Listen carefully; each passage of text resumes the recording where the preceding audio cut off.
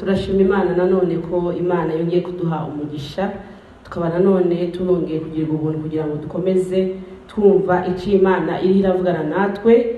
Imana ihabwa icubahiro, ndabasuhuje mu izina rya Yesu.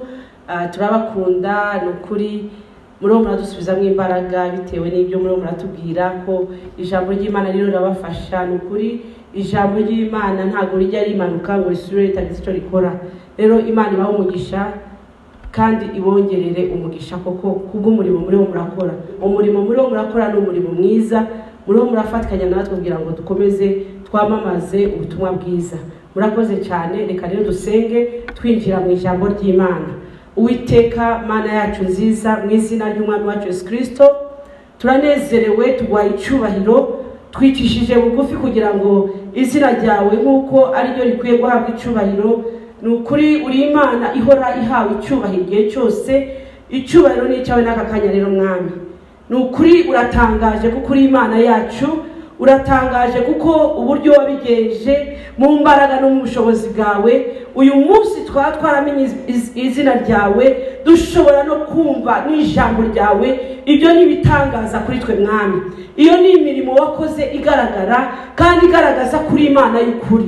Habwa icubahiro Yesu Kristo, shigwa hejuru kuko uratangaje. Ngwino ukomeze uvugane natwe Mana. Tumeze nk'imparakazi zahagizwa no gushaka amazi, turagukeneye birenze uko tugushaka. Turagukeneye kunyura mu ijambo ryawe kuko Mana nitwakira ijambo ryawe Mana, nzi neza ko byose ibyo dukeneye tuzabibona. Yesu habwa icubahiro. Tegeka rero Mwami Yesu, ndakwereka abantu bagiye kuba bumva ijambo ryawe, ndabasabira umugisha Mwami. Reka rimanuke kandi rikize, ribohore, ritabare kandi rihumurize Yesu Kristo. Habwa icubahiro kuko uri mwiza Mwami. Nanjye ndakwiyeretse ugiye kubera igikoresho, uhaye umugisha mu gihe gisa nk'iki kugira ngo Mwami nkubere igikoresho. Reka nkubere igikoresho gikwiriye kandi gitunganijwe imbere yawe. Mwuka wera turakwakiriye, Data turakwakiriye, Yesu Kristo turaguha icubahiro. Urakoze kujya kuvugana natwe, icubahiro nikuze kakomeze kuba ibyawe. Turabisabye kandi turabyizeye, tuni mu izina ry'Umwami wacu Yesu Kristo, amen. Reka rero twinjire mu ijambo ry'Imana.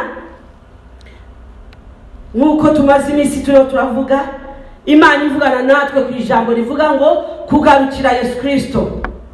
Kugarukira Yesu Kristo nibyo kandi ni ijambo ryiza rikwiriye mu gihe gikwiriye. Nukuri Yesu Kristo ahabwa icubahiro ahari. Nawe ahuri mwene data umubwire ngo Yesu ahabwa icubahiro kuko wantekerejeho mu gihe gisa nk'iki. Kuko Mana uri uravugana n'umutima wanjye, nanjye Imana iri irakoresha. Ndumva Imana iri iravugana n'umutima wanjye, ndumva ndiho ndasanwa, ndumva ndiho ndagaruka, ndumva hari izindi mbaraga ndiho ndakira, ndumva hari ukundi kwihana, hari ukundi guca bugufi kuriho kuramanukira ubuzima bwanjye. Ni ukuri Imana yacu ni inyembabazi, Imana yacu igira neza. Ejo igihe duheruka twavuze kugarukira Yesu Kristo by'ukuri. Igihe tubanza twavuze kugarukira Yesu Kristo. Igihe ejo duherutse twavuze kumugarukira by'ukuri. Uyu munsi rero turongeraho tuvuge ngo kugarukira Yesu Kristo ubutazongera gusubira inyuma. Ubutazongera gusubira inyuma. Imana ifite abantu bari mu byiciro bibiri. Hari abataramenya na busa bataramenya iyo nkuru nziza, bataramenya Yesu Kristo ninde, batazi Yesu Kristo yakoze ku buzima bwabo. Abo ni abantu ba mbere. Hari n'abandi byitwa ko tuzi Yesu Kristo, byitwa ko twamenye iyo Mana. Rero abo nibo bantu Imana iri iravugana nabo nk'uko ari uyo yatwiremeye. Ni ukuri iri iravugana na buri umwe wese ku giti cye, buri umwe wese mu cyubahiro cye, buri umwe wese n'uburyo yahamagawe, buri umwe wese n'umurimo akorera Yesu Kristo, buri umwe wese n'ahari. Ubimenye mwene data, nzi neza ko niwumva icyo Umwuka w'Imana ariyo arayishura ku buzima bwawe, uri buhishurirwe ukamenya icyo Imana ivuga. Kandi ni byiza ko wakumva ukongeraho no kumvira, kuko kumva ni kimwe no kumvira ni ikindi. Rero uri urasabwa ibyo bintu bibiri, umva kandi wumvire icyo Umwuka wera yaratunga agatoki. Reka rero uyu munsi twiyemeze kumugarukira by'ukuri kandi tutazongera gusubira inyuma. Iki si igihe cyo guhora dusubira inyuma. abakristo abakristo bo muri iki gihe tubirimo tutabirimo, tubirimo ari ibigarukira ku munwa, tubirimo ari ukugira ngo tunezeze abantu, tubirimo ari ukugendera mu kigare, tubirimo tutazi n'ibyo turimo, tubirimo tutabirimo. Ariko iki si cyo gihe dore Yesu Kristo yaragaruka, dore tuzi iminsi ishize ariko ntabwo tuzi iri imbere, ntabwo tuzi ibihe biri imbere.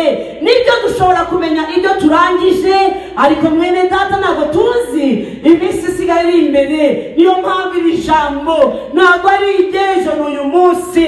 Niyo mpamvu iri jambo Yesu Kristo arakwinginga, Yesu Kristo aragusaba, dore ahagaze ku rugi rw'umuryango w'umutima wawe, ari aragukomangira ngo niwumva wumve, tugaruke ubutazongera kumurekura, tumugarukire by'ukuri, tumugarukire tutazongera gusubira inyuma. Yesu Kristo ni umunyembabazi, aradukunda. Impamvu kiriho ni ukugira ngo wihane umugarukire. Bibiliya ivuga muri Luka igice cya 19 umurongo wa 10, aho iryo jambo yatubwira ngo kandi umwana w'umuntu yazanywe no gushaka icyazimiye no kugikiza. Icyazanye Yesu Kristo umwana w'intama w'Imana nzima mu isi, Imana nzima iyambaye umubiri, ikaza gucungura abambaye umubiri, ikaza kudukura mu kaga, ikaza kudukura mu miruho n'imihate. Yesu Kristo ngo yisize ubusa, ngo ntiyabonye ngo kubana n'Imana ari ikintu cyo kugundira, ngo yisiga ubusa, ngo araza araganduka, ngo ntiyanga no gupfa urupfu rubi. Icyazanye umwana w'intama w'Imana. Nene data, hari Imana yaraje. Imana ikunda umuntu yaremye, Imana ntiyigeze ireka umuntu yaremye. Imana niho idukorera ibihwanye n'ibyo dukora, ni umunyembabazi. Niyo mpamvu mwene data ukwiriye kubiha agaciro. Ndakwingize mama, ndakwingize papa, wimenyera ibintu. Mbabarira nshuti yanjye, hari icyo Imana ivugana n'ubugingo bwacu, kandi ikeneye ko tucyitaho, tukacyizera, tukaruhuka imiruho n'imihate. Mu by'ukuri abantu bararushe muri ibi bihe, mu by'ukuri abantu bararemerewe, ntabwo bazi icyo gukora. Kandi nibyo ntacyo gukora gihari, ariko icyo gukora ni kimwe, ni ukumva ijambo ry'Imana. Icyo rero ravugana n'ubuzima bwawe. Erega mwene data dukirira mu ijambo ryayo, umva wemere urebe kudakira. Ngo icyamuzanye ni ugushaka uwazimiye, ni ugukiza uwazimiye, kandi uwazimiye ni wowe, uwazimiye ni wowe jye nawe. Reka tumugarukire. Hari impamvu Yesu Kristo ataragaruka, nuko akigutegereje. Tekereza muri iki gitondo agarutse, urareba utarimbuka, ubugingo bwawe butarimbuka, ariko iracyagutegereje. Niyo mpamvu twongereye iminsi yo kubaho, niyo mpamvu twabyutse tukabona umucyo wamuritse. Iyo Imana ibishaka twari kuryama ntitubyuke, ariko iracyahaye abantu amahirwe kugira ngo bongere bumve, bihane, bayigarukire. Uranyumva mwene data? Twongere tugaruke, kuko nta handi tuzakirira, nta kindi kizaduhesha amahoro. Uyu munsi wakira imbabazi z'Imana. Reka imbaraga z'Imana ishobora byose zimanukire ubuzima bwawe. Reka imbaraga z'Imana itaginanirwa zimanukire ubuzima bwawe, maze zibature ubuzima bwawe. Ndategeka mu izina rya Yesu Kristo, umva mama, nshuti yanjye, muvandimwe, umva musore, nkumi, ndategeka mu izina rya Yesu, ijambo ry'Imana rimanukire ku buzima bwawe, rigutura imitwaro yose. Reka imbaraga z'ibitangaza by'Imana zimanuke zigukize. Yesu Kristo nicyo cyamuzanye. Reka ukire mu izina rya Yesu, reka ubohoke mu izina rya Yesu. Ubushize twarebye impamvu y'urugamba dufite rudashira ruhora rurwanira mu mitima yacu. Impamvu umuntu ahora ari umunyabyaha, impamvu umuntu ashaka gukora ibyiza agakora ibibi, nta na rimwe uzigera ukora ibyiza bishobora kugaragara imbere y'Imana ko ari byiza. Iyo mpamvu twarayibonye, impamvu ituma umuntu ahorana umutima umucira urubanza. Intambara dufite ihora irwanira mu mitima yacu, nuko umuntu ahorana umutima umucira urubanza. Ikindi, umuntu ahorana umutima w'ubwoba udashobora kubona amahoro. Nakubwiye impamvu z'ibyo byose nuko tuvukana ubushake bwo gukora ibyaha, nuko turi abanyabyaha. Uri umunyabyaha ubyemereye. Niyo mpamvu Yesu yaje gupfira abanyabyaha. Yesu Kristo yaje kuduha amazu, ntabwo icyamukuye mu ijuru ngo yemere gupfa ku musaraba. Ntabwo yaje kuduha amaviza yo kujya i Burayi, ntabwo yaje kuduha amafaranga, ntabwo yaje kuduha amamodoka. Nubwo ibyo nabyo ari byiza, ibyo Imana yari yarabitanze mbere na mbere. Wibuke areba Adamu na Eva, yamuhaye ibyo mu isi byose ngo abitegeke. Ibyo twarabihawe uhereye kera. Ibyo Imana imbere y'ikirema umuntu yabaje kumuha ibizamunezeza byose. Rero ibyo si byo byazanye umwana w'intama w'Imana. Igitangaza gikomeye Yesu Kristo cyamuzanye, ikintu gikomeye mwene data Imana ishobora gukorera umuntu kikaba ari igitangaza, ni ugukiza umunyabyaha niyo yaba ari umwe. Abantu bazi ko ibitangaza ari ibintu bifatika. Oya, ibintu bifatika ni ihame ryawe kubitunga, ni ihame ryawe kubibona. Warabihawe. Ariko igikomeye cyazanye umwana w'intama w'Imana, icyamuzanye kwari ukudukiza uwo mutima uhora uducira urubanza, uwo mutima uhorana ubwoba utashobora kubona amahoro. Icyo nicyo cyazanye umwana w'intama w'Imana nzima. Dukwiye rero kumva no gusobanukirwa kugira ngo dukunde tubeho, kugira ngo dukunde tubone amahoro. Ntabwo uzigera ubona amahoro igihe cyose utemeye amaraso Yesu Kristo ngo avane mu izo mbaraga. Uwo mwuka udafatishwa amaboko w'icyaha utuma dukora ibibi, utuma tudashobora kunezeza Imana. Imana yacu idufashe cyane. Iyo niyo ntambara dufite, nuko turi abanyabyaha, nuko tuvukana ubushake bwo gukora ibyaha, tuvukana ubushake bwo gukora ibibi. Udafite amaraso Yesu Kristo yakogeje, n'ibyo ukora ko byitwa ko ari byiza, n'ibyo ukorera mu nyungu zawe, ntabwo biri mu rukundo rw'Imana. Reba aho isi igeze. Ntushobora kubona umuntu ugukorera ikintu nta nyungu abifitemo. Cyo kigaragaza ngo turacyari abanyabyaha. Nawe reba ibyo ukorera abantu, urabibakorera ngo bazabigukorere, ugasiba urukundo ruturuka ku Mana. Ibyo biragaragarira mu maso y'abantu ko ari byiza. Ye baba we, reka mubwire nawe urabizi hari impamvu ituma ubikora, ntabwo ari impamvu za Yesu Kristo. Impamvu za Yesu Kristo wabikora nta nyungu utegereje. Niko rukundo Yesu Kristo yadukunze,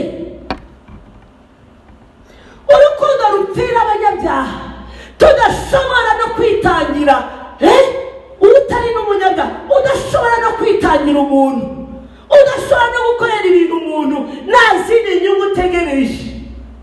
Ntureba ko umutima wacu wanduye, ntureba ko uwo mutima udashobora kubona Imana. Imana irera kandi irakiranuka. Ijuru ni iry'abera ijuru ry'abakiranutse. Ngo kandi nubwo turi mu isi ariko ntabwo turi ab'isi, twagombye kuba turi ubwoko busiganirwa aho buzajya kuba, aho Yesu Kristo yaduteguriye. Wibuke Yesu Kristo yaraje mu isi, ariko igihe cyarageze yongera asubira mu ijuru. Asubiye mu ijuru yasezeranije ku bwoko bwe, yasezeranije ko abamwizeye. Yarababwiye ngo ntabwo basize, mureke ngende. Yohana uze kwasoma 14, ngiye kubategurira amazu ayo tuzabanamo. Adahari nabibabwira. Nshuti mwene data muvandimwe, iyi si tuyirimo ariko ntabwo tuzayihamamo. N'abayibanjirije ntibakirimo. Bigaragara ko hari ahantu dusiganirwa tugana, bigaragara ko dusiganirwa tuva mu tubisa abandi, bigaragara ko atari icumbi ry'iteka ryose. Ese ibyo bintu wabitekerejeho ukabiha agaciro, ukabifatira umwanya, warangiza ukakira umwami wawe Yesu ko ari umunyembabazi, ko agira neza, mwene data. Bitari ibyo uzahora mu ntambara, bitari ibyo umutima wawe nta nari muzagubwa neza, nta nari muzumva ufite amahoro, nta nari muzumva udacibwa urubanza mu mutima wawe. Nta wundi rero wajyaga kudukuriraho urwo rubanza. Kubera iki? Umuntu afite urubanza imbere y'Imana, kuko yaracumuye imbere y'Imana. Rero igihe ni iki cyo kugaruka, kandi ukagaruka by'ukuri, kandi wamara kugaruka by'ukuri, ukamufata, ukamukomeza, ukamufata, ubutazongera gusubira inyuma. Ese usubira inyuma, icy'agaciro wumva ko ari icy'agaciro kurenza Yesu Kristo ni iki? Bibiliya iravuga mu Baroma 8 uhereye ku murongo wa 1, abari muri Kristo Yesu,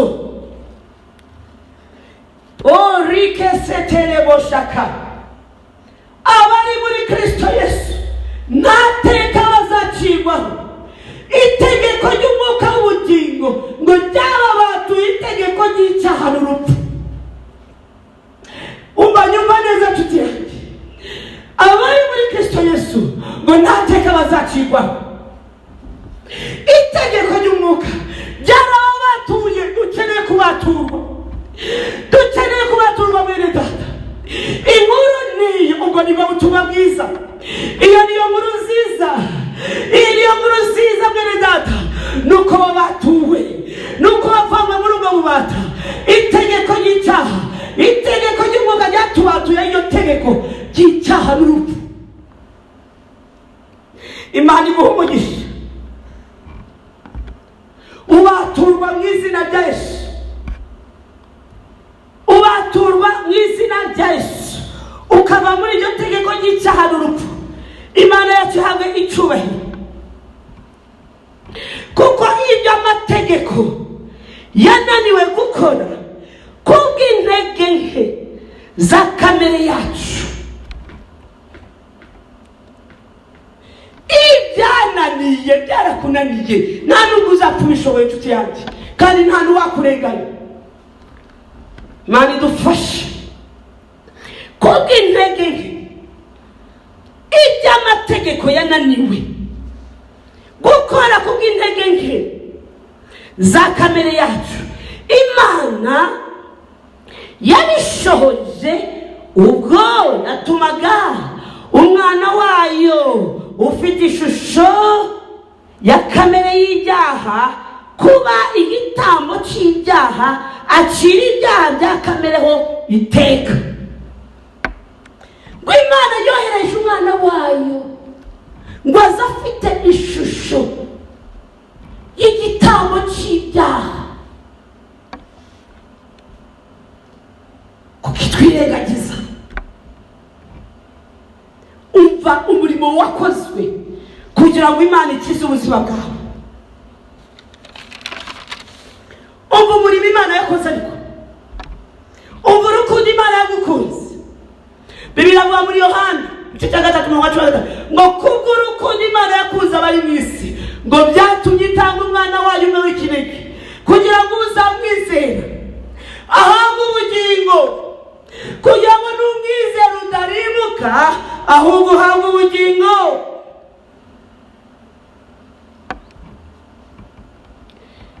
Ibyo tudashoboye, intege nke za muntu, itegeko ryari rituriho nta na kimwe kibasha kurituvanaho. Kuba umuntu ari imbata y'icyaha, icyaha kikamubyarira urupfu. Kuba umuntu yari kuzacirwaho iteka, kuba umuntu yari kuzarimbuka, kuba umuntu yari yarigijwe kure y'Imana. Kubera iki wakomeza kuba kure y'Imana kandi imbabazi zarabonetse? Siyo mpamvu se wihisha Imana, siyo mpamvu mwene data uba wumva udashaka n'Imana, siyo mpamvu bijyamo uyu munsi ukumva byaba byiza ariko akandi kanya ukabivamo. Reka tugaruke by'ukuri, reka tugaruke tumukomeze. Ibyo tudashoboye Yesu Kristo yarabidushoboreye. Ntabwo twari dushoboye kwikiza, kandi mubwire ngo nta na kimwe kizagukiza, nta kintu na kimwe gifite ubushobozi bwo kugukiza, nta na kimwe. N'imbaraga z'amaraso ya Yesu Kristo. Uwo wihinduye icyaha kugira ngo akize abanyabyaha, bigusaba kumwizera. Kuvuga Yesu ibyo nta kintu bikumariye. Kuba uzi ko Yesu yapfuye ku musaraba, urabizi pe, uranabivuga.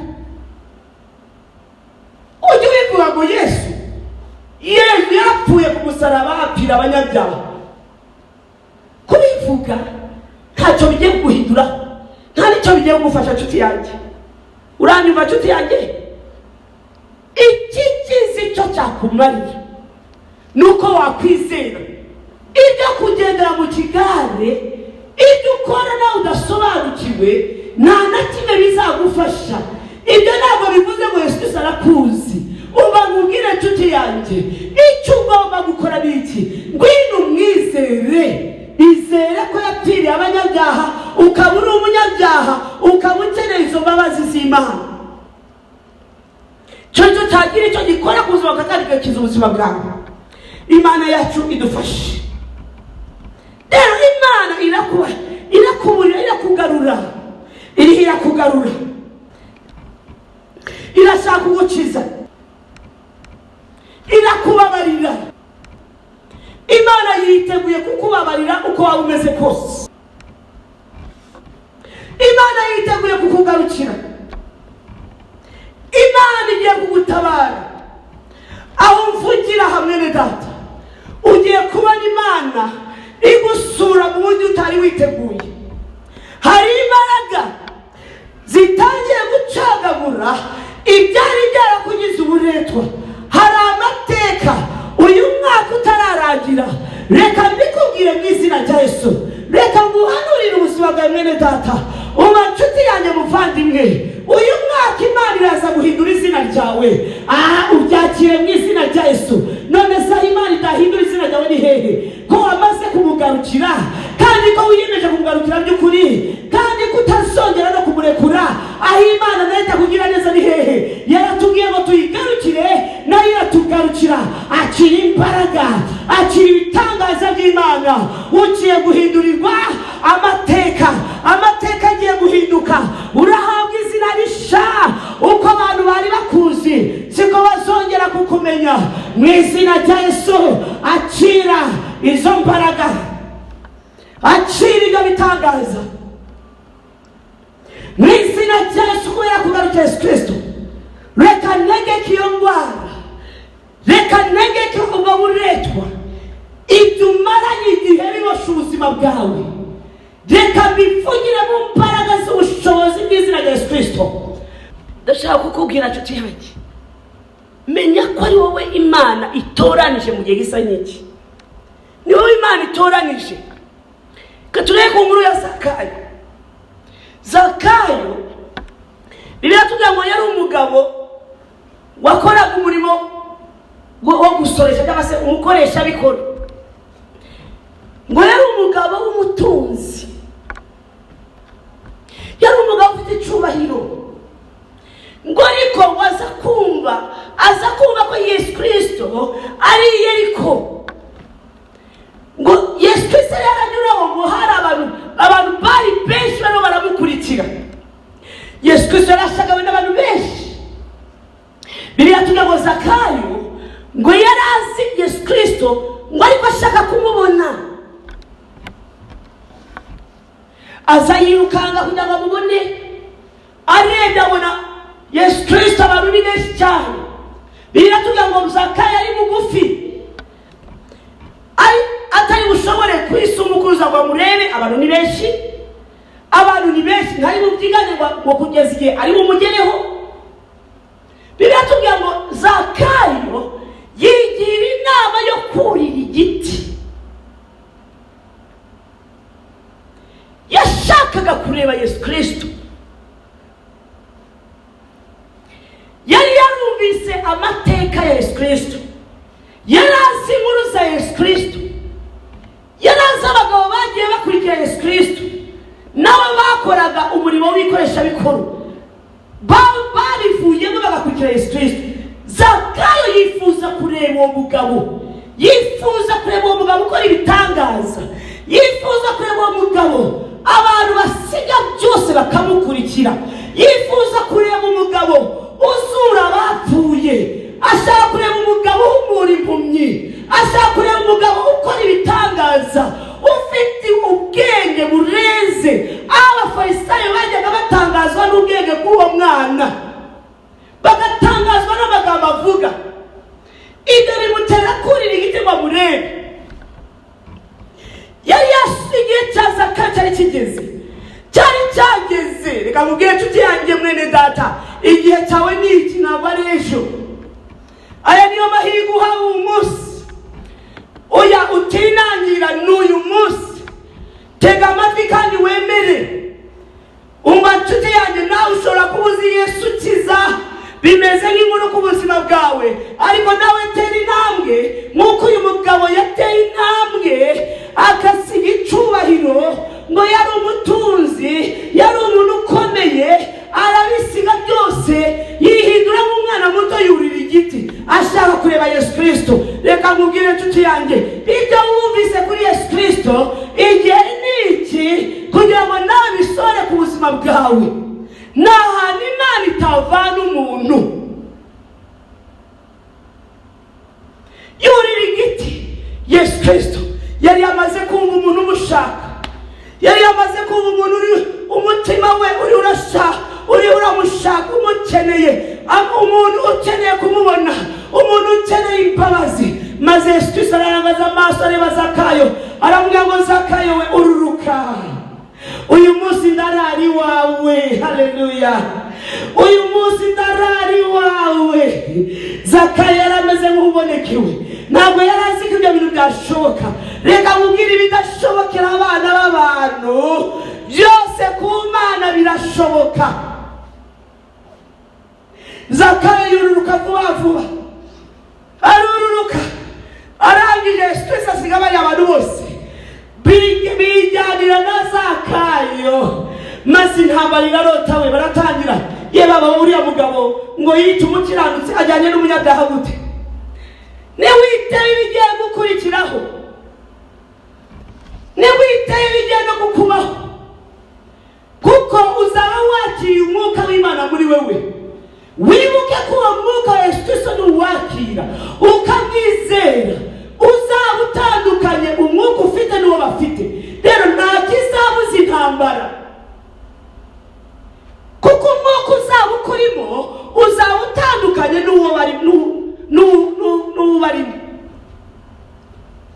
Baratangira bavuga amagambo menshi, ariko Zakayo yijyanira n'umwami we. Nawe wakwakira umwami mu mutima wawe, ariko waretse kwishinga amagambo, waretse ugendera mu kigare, wavuye mu kamenyero, wavuye muri Yesu Kristo bakubwiye, wavuye w'imigenzo uyu munsi mu izina rya Yesu reka gutegeke rekura Yesu Kristo w'imigenzo ahubwo wakire Yesu Kristo w'imbaraga rekura Yesu Kristo w'amagambo wakire Yesu Kristo ukiza akabohora rekura Yesu Kristo wagira ngo yaheze mu gituro akira Yesu Kristo wapfuye akazuka ubasha kukuzura ngo tumenye n'imbaraga zamuvanye mu bapfuye reka mubwirize Yesu Kristo atari uw'amagambo atari uw'inkuru atari uwumvisije ahubwo wakire Kristo uko ari umwana w'intama w'Imana nzima Imana nzima ihura n'umunyabyaha umunyabyaha akihana ihura n'umuntu uremerewe umuntu akaruhuka ihura n'umuntu ubuze amahoro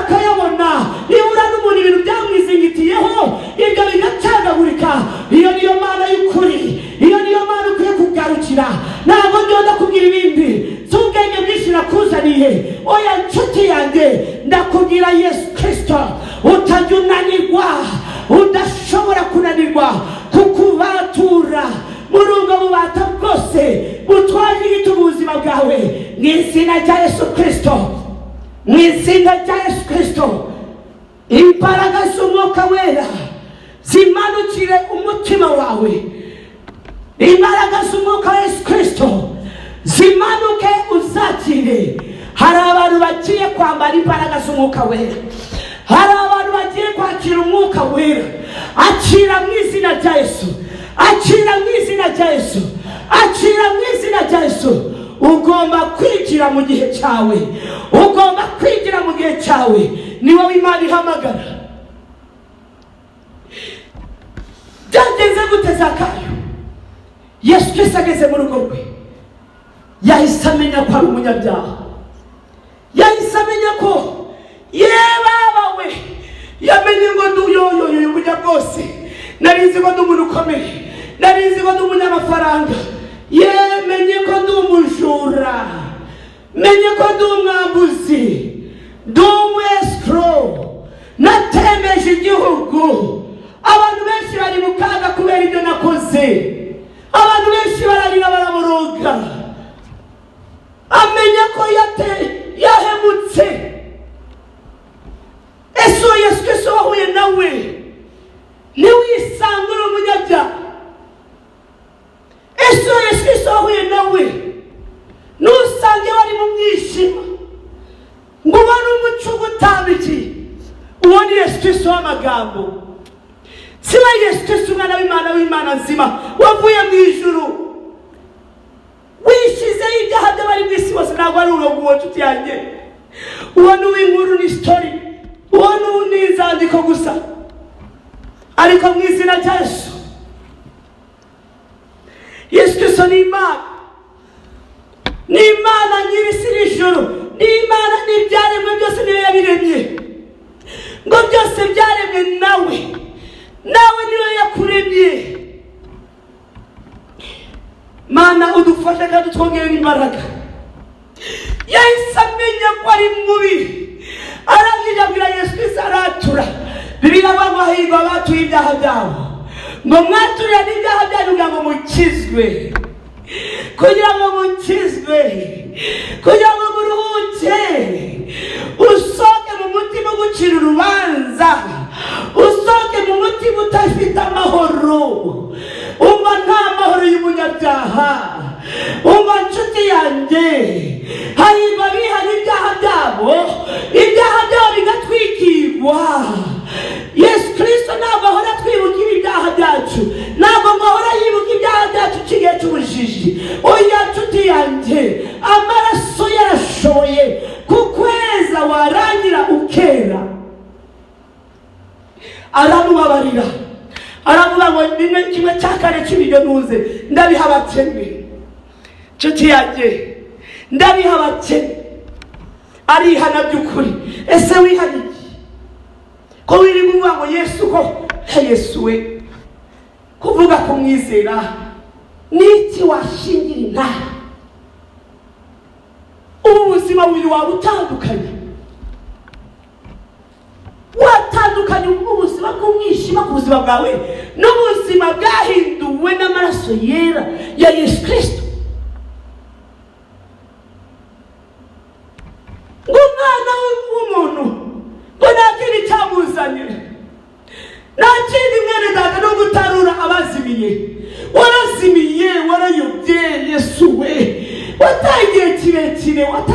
igihe. Ariko humura mwene data, Imana ntikererwa, Imana ikorera igihe.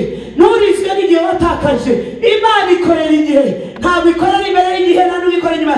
Igihe ni igicuti yanjye, ntabwo ari ejo, ni iki ngiki mu izina rya Yesu. Zakayo aremera, abona amahoro, abona umunezero, ababarirwa ibyaha. Imana yacu ihabwa icyubahiro. Yesu Kristo tuguhaye icyubahiro. Mbega umurimo wadukoreye, mbega ibitangaza byawe Mana. Reka nsoze nkubwira ngo garuka, ugaruke by'ukuri, kandi ubutazongera kumurekura, ubutazongera kumuvaho. Ndona gusoreza mwene data, reka ngusigire ibintu bine. Come on, hallelujah. Icyubahiro ni icyawe Mana. Reka nguhe ibintu bine bizagukomeza, bizatuma amateka yawe agiye guhinduka, bigiye gutuma uko abantu bari bakuzi siko bagiye kukubona muri 2020. Ibintu birahindutse, amateka arahindutse, amahoro agiye gutaha mu nzu yawe, amahoro agiye gutaha mu bana bawe. Ibintu bigiye guhinduka mu kazi kawe. Nitumenye ukuri kuzatubatura, baturwa mu izina rya Yesu, mu izina rya Yesu baturwa. Ibizagutera gukomeza Yesu Kristo, kutazongera gusubira inyuma, kutazongera gusubira mu kaga. Icyambere, menya neza uwo ugiye, uwo wiyemeje kugarukira. Banza usobanukirwe uwo ugiye kugarukira. Zakayo yarazi amateka, yarazi amakuru ya Yesu Kristo. Amaze guhura nawe, abona n'ukuri we. Yesu ataramubwira kwihana, yahise abona ari umukiranutsi, yahise abona ari umwami we. Atangira kwatura ibyaha bye, ayakira agakiza k'Imana. Rero icyambere, menya neza ugiye kwizera, ugiye kugarukira kwa Yesu Kristo, umwana w'intama w'Imana nzima, wa wundi wapfuye akazuka, wa wundi wapfiriye ibyaha byawe. Banza umwizere, banza umenye neza. Fata Bibiliya usome, urebe inkuru za Yesu Kristo, usobanukirwe, wumva usobanukirwe. Dore ko ari igihe cyo guhamya icyo umuntu yamenye, dore ko ari igihe cy'icyo umuntu yamenye aricyo agiye guhamya. Umva nkubwire mwene data muvandimwe, igihe cy'akavuyo kirarangira, igihe cyo kubwirwa kirarangira. Hageze igihe cy'umuntu guhamya icyo yamenye, kandi icyo wamenye nicyo cyanakije ubuzima bwawe, icyo wamenye nicyo kigufitiye akamaro. Umva rero nshuti mwene data, banza usobanukirwe, wiyemeze neza, nta gahato, ntawe ubigusunikiyemo, atari amarangamutima. Yesu Kristo ntabwo wamumenya amarangamutima.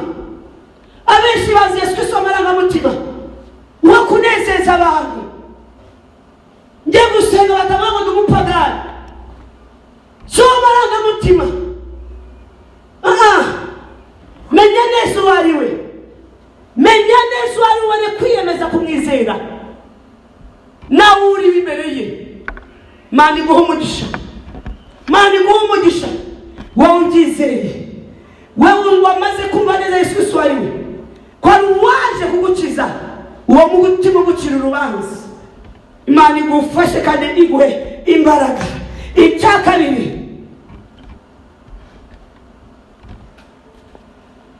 menya ikiguzi usabwa. Gomba kwita ikiguzi urasabwa. Menya icyo usabwa kugira ngo umugarukire. Icyo usabwa ni iki? Ni ukumenya ko uri umunyabyaha. Icya gatatu,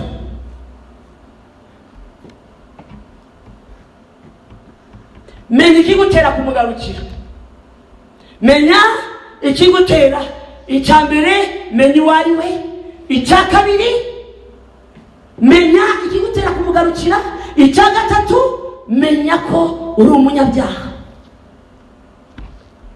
Imana yacu idufashe cyane. Ikigutera kumugarukira urakizi, ikigutera kumugarukira urakizi, nukuri umunyabyaha. Ikiguzi usabwa urakizi, nuguhita uva burundu mu byo wari urimo.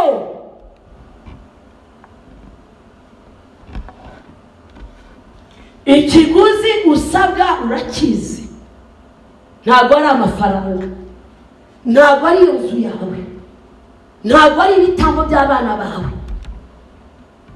Bigirwamana bigusaba ibitambo by'abana bawe. Oya, oya, ikigusaba gusa icyo urasaba, ikiguzi usaba guhita usohoka. Zakayo yahise asubiza ibyo yanyeze, yahise asubiza ibyo yibye, yahise agenda kwihanira. Nawe tera intambwe ugende wihanire y'abantu. Abo waroze ubabwire ngo nijye wabaroze, ibyo wangije ubabwire nijye wabyangije, ibyo wibye wongere ubisubize. Zakayo yahise asubiza iby'abandi. Rero ikiguzi bigusaba ni ikihe? Guhita ureka ibyo wakoraga ubisohokamo burundu, ubu utazongera kubisubiramo. Bene abo nibo bakiriye, nibo bihanye by'ukuri, nibo babagarutse by'ukuri, kandi nibo bantu badashobora kongera gusubira inyuma, kuko baba bahuye n'izo mbaraga. Iyo umaze gukora ibyo, wakira imbaraga. Ibisigaye ntabwo bari ibyawe. Intambara zose Zakayo yarwanye, intambara zose zabaye nyuma yo gukizwa. Umva mubwire nukizwa, sinkubwiye ko uzahita ujya mu ijuru 100%. Hari igihe uzangwa nabo mubana nabo, hari igihe inshuti zizakuvaho, hari igihe abavandimwe bazakuvaho bitewe n'umwuka wakiriye. Ariko wibuke yuko mwene data, urugamba ntabwo ruzaba ari urwawe, urugamba ruzaba ari urwo weguriye ubuzima bwawe. Nshuti mwene data, muvandimwe, tera intambwe. Nubwo wagenda ukamwaturira yarangiza akakwanga, ibyo ntacyo bitwaye. Wowe uzakomeza kumukunda, ariko umutima ugucira urubanza uzaba warangiye. Umutima utaguhesha amahoro uzaba wamaze kwakira amahoro. Wiyakirira amahoro, wiyakira umutima utuje, agakiza gatahe mu mutima wawe, imbabazi zibe mu buzima bwawe, winjire mu gihe cyawe. Imana idufashe cyane. Uranyumva neza mwene data? Akira izo mbaraga, emera utanga icyo kiguzi, ntuzongere gusubira mu byo wari urimo. Ibyo byose byagutandukanije n'Imana, ugiye gutangira kwitandukanya nabyo. Abo bose bagutandukanya n'Imana, birababaye tukifatikanya n'abo tudahuje.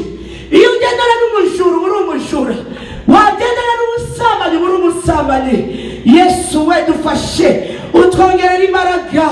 Ariko tukavuga ngo twarakijijwe. Abasambanyi wishimana nabo, abajuru twishimana nabo, upfumu n'uburozi. Hari ibintu bimwe bikiri mu nzu yawe, ibyo byose ugomba kubireka, ugomba kwanga ibyari byaragutandukanije n'Imana, ukamugarukira by'ukuri. Icya kane, menya iherezo ryo kumugarukira kwawe. Ntabwo ari ibintu byo gusigara gusa mu muhanda. Oya, ibyo turimo, ibyiringiro dufite ni iby'uyu munsi n'iby'ejo hazaza. Imana yacu ihabwa icyubahiro. Yesu Kristo ashirwe hejuru. Yesu Kristo ahabwa icyubahiro. Twasomesha ngo nimurebe ngo guki, ngo kuko twari twarazimiye, ngo ariko none twaba twaragarutse, tukakira umwungeri w'ubugingo bwacu, ari nawe murinzi wabwo. Yesu Kristo yaduhaye ubugingo.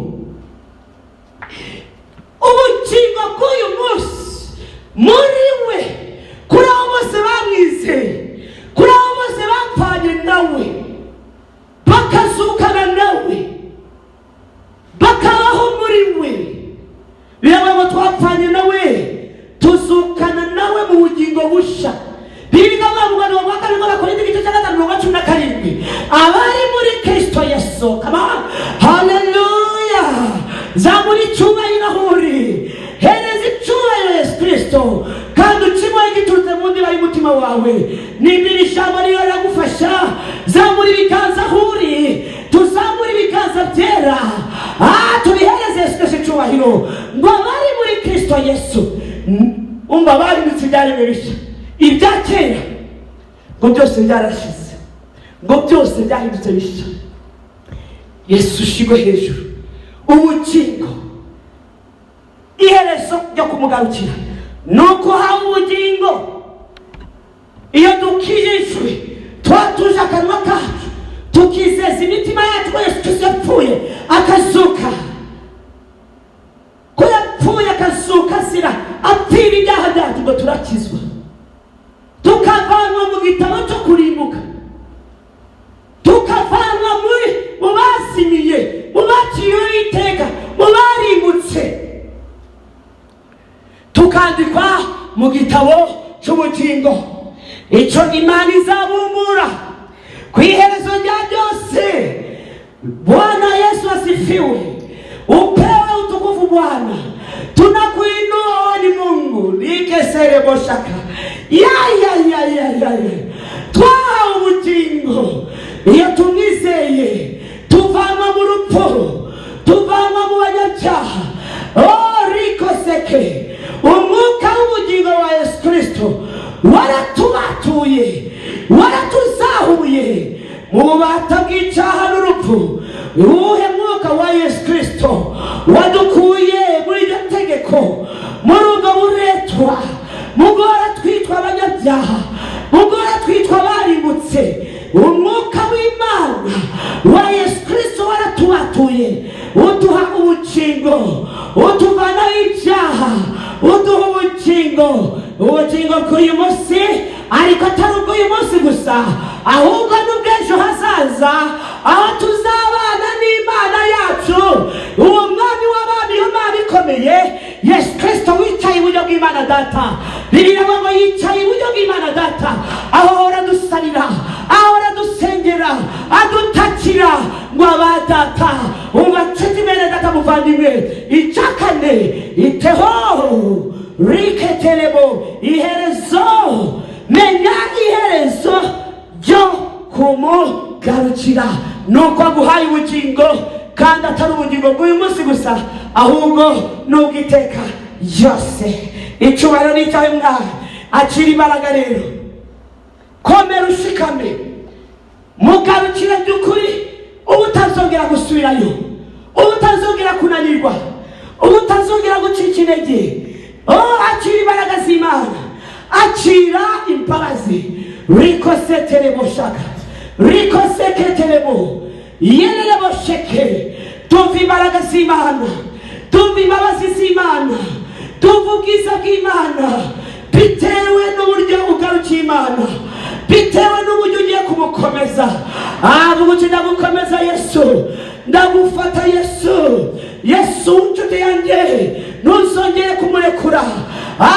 Wamugarukiye kandi by'ukuri, kandi utazongera kumurekura.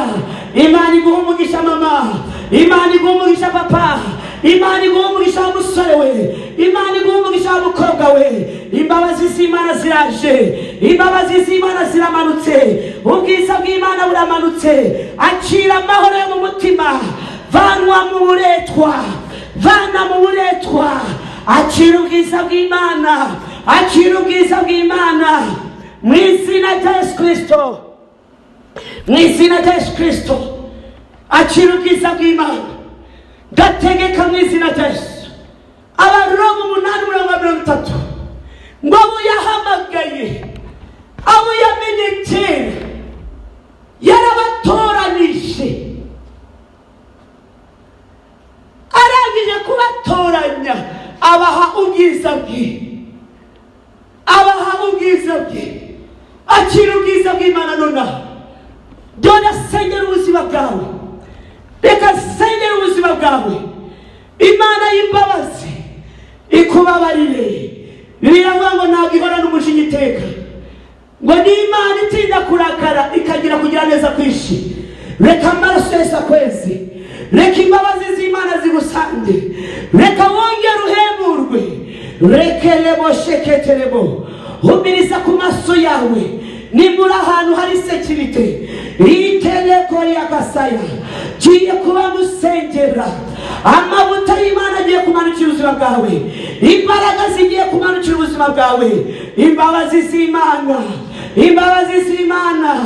Iyo umunyabyaha umwe yihanye, pega ibirori, pega ibirori, pega ubwiza, pega ubwiza. Wibuke wa mwana w'ikirara igihe agarukaga, yasanze se amwiteguye, yasanze anezerewe, yasanze yaramubabariye kera. Icyo yamukoreye ni iki? Bakoze ibirori byo kwishima, bamwambika umwambaro mwiza. Uyu munsi urababariwe, urababariwe, urababariwe, urababariwe.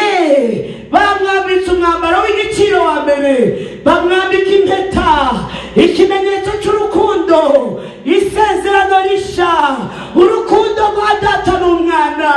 Umva nshuti yanjye mwene data, Imana iragukunda. Akira ubwiza bw'Imana, ni wowe Imana itoranije. Hari imirimo ikomeye Imana yakubitsemo, yari itegereje kugaruka. Iyo mirimo igatangira igasohora. Hari imirimo igiye gusohora kubera ko Uwiteka aziye mu gihe gikwiriye, yarakwihamagariye. Ubwiza bw'Imana bugutahe. Reselebo shaka yerebo shekerebo. Ninde watubuza guhimbaza Imana imirimo yakozirata? Uranyumva nshuti? Niki cyakubuza nawe ukajya mu bahimbaza Imana? Niki cyakubuza nawe ukajya mu babatuwe? Niki cyakubuza nawe ukajya mu bantu bafite amahoro, bafite umutekano mu mitima yabo? Nta bwoba bwa buri sana buri segonda, bwoba bw'uko upfuye, bwoba bwo kuba kutazabaho. In the name of Jesus. Umwuka w'Imana ari hano, umwuka w'Imana ari arakora. Reka tangira kore, reka tangira kore, reka tangira kize. Ubwoko bwawe bwakugarukiye, ubwoko bwawe bwagarutse mwami. Yesu Kristo wabaye icyubahiro, Yesu Kristo wabaye icyubahiro. Kiza ubwoko bwawe, kiza uriya mugore. Reba ariya marira, amarira yari arahagije. Reba iriya ntimba yo ku mutima. Papa kira, papa kira. Amarira yawe yatembaga ajya mu nda. Umva nshuti yanjye, aho wagarukirira nta muntu n'umwe wari ubizi, nta muntu n'umwe wari ubizi wa mupapa we. Amarira urarurira ntabwo yigeze aza ku musozi ngo abantu bayarebe, ariko amarira yuzuye inda yawe, amarira yuzuye inda yawe. Muri iyo nda yawe harimo umuriro. Agahinda karakurenze, agahinda karakurenze. Umwuka w'Uwiteka Imana ivugana nawe. Hagarikiriza kurira, Imana igiye kubihindura. Ntabwo ugiye kumenya uko Imana igiye kubikora, ariko Uwiteka Imana iravuze ngo ibintu birahindutse bitewe n'uburyo wihanye, ukaba wumva uyigarukiye. Akira izo mbaraga, akira izo mbaraga, akira amavuta y'Imana, akira imbaraga z'Imana, akira gukira, akira gukira, akira kubohoka. Babarirwa, amaraso Yesu akwenze, imbabazi zigutahe, ibintu bibohoke. Habwa izina risha. Ndakubwiye ngo uraza guhindurirwa izina. Uyu ni umwaka. Umva nshuti yanjye, umva nshuti yanjye. Nturebe ibikugose, nturebe uburyo bikomeye, nturebe uburyo ari umwaka abandi bawise imfabusa. Mwimfabusa oya, oya nshuti yanjye, nta mwaka w'imfabusa ubaho, kuko nubwo uri urabita imfabusa hariho abawungukiyemo. Rero reka gutegeke uyu mwaka mu izina rya Yesu. Yego yego yego, aho imbaraga z'Umwana w'umuntu zirangirira niho Uwiteka Imana itangirira. Akira, akira, akira izina rishya, akira mu izina rya Yesu. Urakoze data, zamura amaboko ushimira Imana. Wature icyo Imana ikoze ku buzima bwawe. Urakoze Yesu Kristo. Duciye bugufi mwami, niwe wari urakiza, niwe wari urabohora. Tugushimiye ku ijambo umwana urimo uravugana natwe. Dore ubwoko bwawe wisemo kugarukira, dore ubwoko bwawe wisemo kwihana, dore buwishe n'umutima wose, kandi nawe urabugarukiye mwami.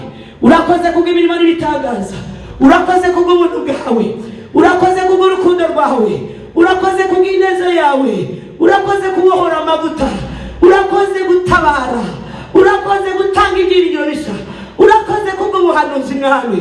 Habwa icyubahiro n'ikuzo mwami, shingizwa kandi uhabwe ikuzo mwami. Ciye bugufi kugira ngo izina cyawe abe ari ryo rikomeza guhabwa icyubahiro mwami. Ni mu izina rya Yesu tubisabye kandi tubyizeye, amen, amen. Shalom, shalom. Murakoze cyane bwoko bw'Imana, murakoze. Imana ibahe umugisha, murakoze. Ndabashimiye cyane. Hamwe n'ibyo Yesu arimo arakora, twese turaza kubigabana kandi bitubere umugisha. Rero tugashimiye abadukurikira, tugashimira n'abandi bazadukurikira, tugashimira n'abarimo barakora uruhare kugira ngo abantu bashobore kwakira imbaraga z'Imana n'ijambo ry'Imana Imana izaniye ubugingo bwabo. Imana ibahe umugisha, murakoze. Shalom, shalom.